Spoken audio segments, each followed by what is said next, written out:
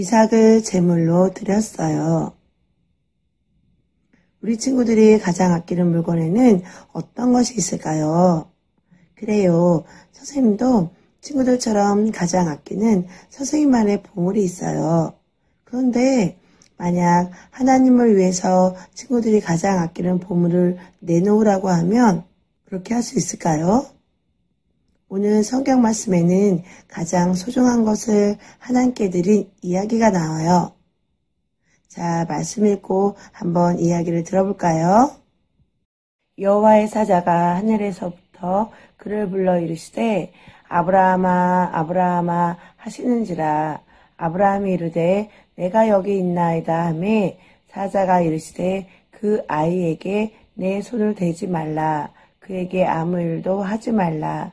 내가 내 아들 내 독자까지도 내게 아끼지 아니하였으니 내가 이제야 내가 하나님을 경외하는 줄을 아노라. 아멘. 세상이 하나님을 기억하지 않는 때였습니다.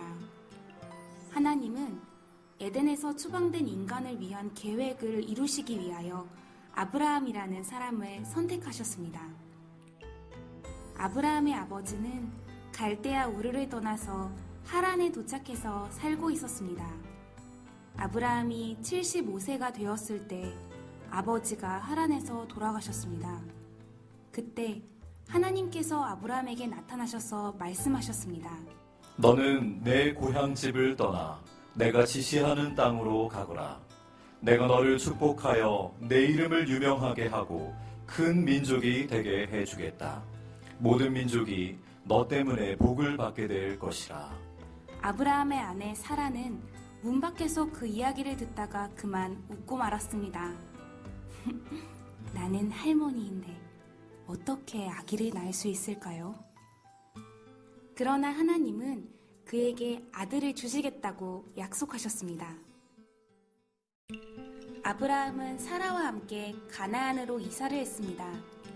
그곳에서 하나님을 예배하며 살았지만 아들은 없었습니다.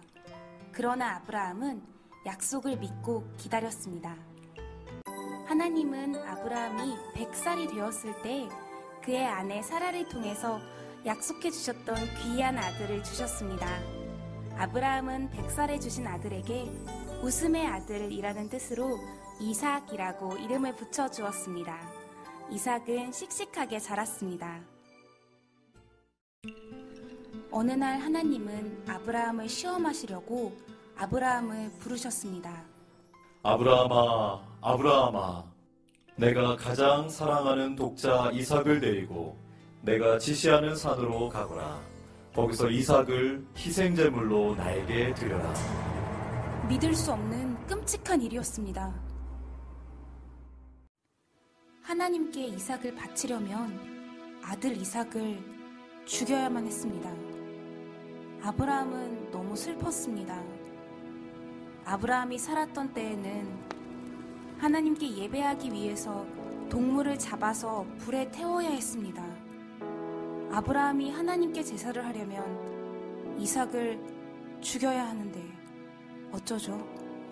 아들 이삭을 죽이고 싶지 않았습니다. 하지만 아브라함은 하나님의 약속을 믿었기에 말씀대로 순종하기로 했습니다.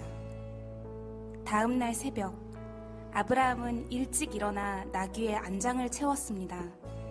두 종과 자기 아들 이삭도 함께 준비시켰습니다. 아브라함은 희생 제물을 드리기 위해 충분한 나무를 준비해서 하나님이 지시한 곳을 향해 길을 떠났습니다. 길을 떠난 후 제3일에 아브라함은 저 멀리 보이는 모리아산을 바라보았습니다. 아브라함은 희생 제물을 드리기 위한 나무를 이삭에게 맡기고 자신은 불과 칼을 들고 갔습니다. 두 사람이 함께 길을 가다가 이삭은 아버지 아브라함을 향해 말했습니다. 아버지, 왜 그러느냐 내 아들아? 불과 나무는 여기 있는데 희생제물로 드릴 양은 어디 있습니까? 내 아들아, 그것은 하나님 자신이 직접 준비하실 거란다. 두 사람은 계속해서 그곳을 향해 나아갔습니다. 마침내 하나님이 지시한 곳에 그들이 도착하자 아버지와 함께 이삭은 커다란 돌을 옮겨 하나님께 예배할 단을 쌓고 나무를 펴놓았습니다.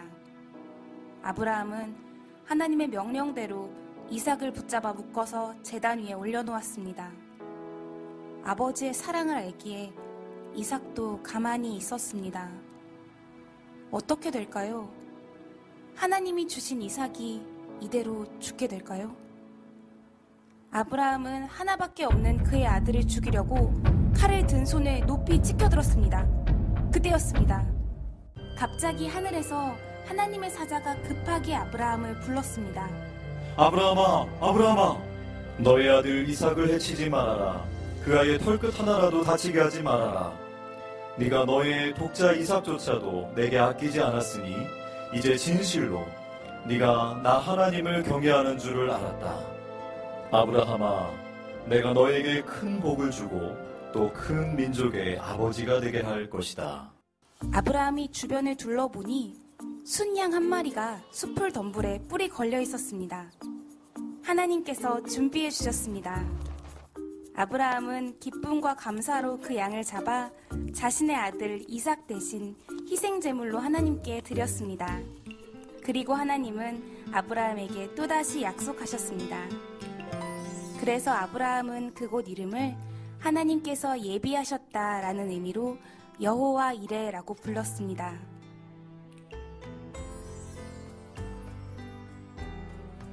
아브라함은 정말 행복했습니다. 이삭과 함께 집으로 돌아왔습니다. 우리 친구들은 어떤가요? 내가 소중하게 여기는 것을 포기하라고 할 때 쉽게 그렇게 할 수 있나요? 내가 좋아하는 장난감이 있어요. 재밌게 놀고 있는데 친구가 같이 가지고 놀자고 할 때 장난감을 어떻게 할 건가요? 신나게 게임하고 있는데 엄마가 이제 그만하자 라고 하면 어떻게 하나요? TV는 어떤가요?